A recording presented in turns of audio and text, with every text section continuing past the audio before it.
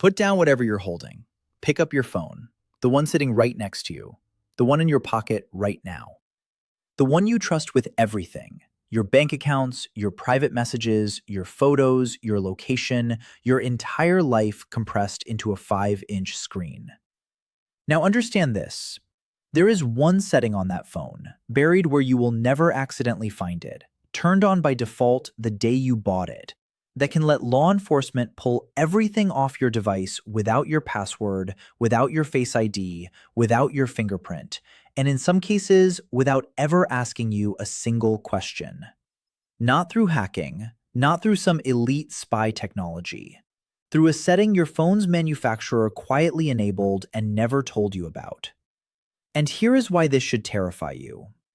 Your phone is not just a phone anymore. It is a complete archive of your existence. Every text you have ever sent, every place you have ever driven to, every photograph you never meant to share, every search you typed in a moment of curiosity or fear, every person you have ever loved, argued with, or confided in. All of it, sitting behind one switch you have never touched, because you didn't know it existed. Today, I am going to expose exactly what that setting is, exactly how officers and forensic technicians use it in the field, the specific court cases that define when they legally can and cannot touch your device, and exactly how to lock it down on both iPhone and Android in under 60 seconds. Stay until the end because I'm also giving you a full phone protection checklist that goes far beyond this one setting. One that makes your device as legally armored as current technology allows. Before we go further, a quick note. This video is for educational purposes only. Digital privacy law and law enforcement access vary by state and jurisdiction, and nothing here is legal advice. If you believe your rights have been violated, speak to a licensed attorney immediately. Now, let's get into it. The setting in question is called USB restricted mode. Or more precisely, the danger lies in it not being properly activated. Every modern smartphone has a charging port, and that same port doubles as a data pipeline. It's how you back up your phone, transfer photos, and update your software. It is also the exact doorway forensic extraction tools use to pull data straight off your device. Tools like Cellebrite and Graykey, which we've covered before on this channel, plug directly into that port and begin extracting content. Apple responded to this threat back in 2018, introducing USB restricted mode in iOS April 1st 11. When properly configured, this feature cuts off all data transfer through the USB port once your phone has been locked for 1 hour. After that hour passes, the port does one thing only: charge the battery. No data access, no forensic entry point, nothing. But here's the catch almost nobody knows. On many iPhones, this protection isn't locked in by default at its strongest setting. There's a specific toggle, hidden 3 menus deep, that determines exactly how airtight this protection really is.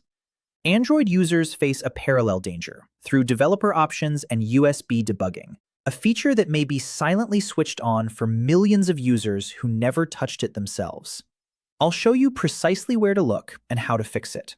But first, you need to understand exactly how this vulnerability gets exploited in real encounters. Method 1 is Cellebrite's Universal Forensic Extraction Device, known as the UFED, the most widely deployed phone cracking tool among police departments and federal agencies nationwide. Once connected through your USB port, it can extract text messages, call logs, deleted photos and videos, location history, stored passwords, email content, and even data from certain encrypted messaging apps. It is most devastating when it reaches your phone before USB restricted mode has locked down. Method 2 is Graykey, a device engineered specifically to defeat iPhone passcodes by exploiting software vulnerabilities before Apple patches them. Its success rate depends entirely on iOS version and timing, which is exactly why officers move with urgency the moment they seize a phone during an arrest. That rush is not random. It's a race against your phone's own security clock. Method 3, and arguably the most legally significant, is compelled biometric access. Courts draw a hard line between something you know and something you are. Your passcode is protected under the Fifth Amendment because revealing it is testimonial. It forces you to expose the contents of your mind. Your face or your fingerprint, however, is treated by many courts as a physical act, not a testimonial one, meaning it can sometimes be compelled by court order. In plain terms, if Face ID or a fingerprint is your primary lock, a judge in many jurisdictions can order you to unlock your phone. Your passcode, in most places, cannot be forced out of you the same way. Now let's talk about the law itself, because knowing these rulings is knowing your rights. Riley versus California, decided in 2014, is the cornerstone case here. The Supreme Court ruled unanimously that police cannot search the digital contents of a phone seized during an arrest without a warrant, with Chief Justice Roberts noting that a phone amounts to a window into nearly every facet of a person's life. This was a landmark win for Fourth Amendment protection, but it left major gaps. It didn't address what happens when officers physically compel biometric access, what happens with data stored remotely in the cloud, or what happens when a phone is extracted before its owner has a chance to secure it. Those gaps are exactly what the setting we're discussing is meant to close. Then came Carpenter versus United States in 2018, where the court ruled that law enforcement generally needs a warrant to obtain historical cell phone location data from carriers, cementing that Americans hold a reasonable expectation of privacy over their digital movements. But the biometric compulsion question remains unsettled. Lower courts disagree, and the Supreme Court has yet to issue a definitive ruling. Practically speaking, this means a passcode-only phone sits on firmer legal ground than one relying on your face or thumb. This brings us to the 5 mistakes that quietly strip away your protection. Mistake 1. Relying solely on Face ID or fingerprint. Keep a strong alphanumeric passcode as your real line of defense. And remember that pressing the power button 5 times rapidly on an iPhone instantly disables Face ID, forcing passcode-only entry, a move worth practicing until it's automatic. Mistake 2. Leaving USB debugging enabled on Android without realizing it, often left on from an old tutorial, a one-time app install, or factory settings you never reviewed. Mistake 3. Keeping your phone unlocked or recently unlocked during any encounter with law enforcement. The 1-hour USB lockdown timer only starts once your phone is actually locked, so the moment protective habit is to lock your screen immediately, hand nothing over unlocked, and let that clock start running. Mistake 4. Assuming a factory reset erases everything. Forensic recovery tools can, in certain cases, pull data even after a reset, particularly on older devices without proper encryption already active. And mistake 5. Running outdated software. Since forensic tools are built around specific, already discovered vulnerabilities in older iOS and Android versions that manufacturers patch over time. Here's exactly what to do right now, step by step.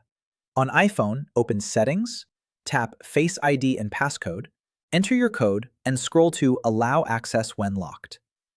Find USB accessories and turn it off. That single switch is what fully activates USB restricted mode. While you're there, consider visiting Privacy and Security and enabling Lockdown mode if you believe you're at elevated risk. It's Apple's most aggressive privacy setting, cutting off USB data transfer entirely. On Android, go to Settings, tap About Phone, and tap the build number 7 times to unlock developer options. From there, find USB debugging and switch it off. If developer options doesn't even appear, you're already protected. Then head into Settings, Connected Devices, and set your USB connection default to Charging Only rather than File Transfer. Your full protection checklist.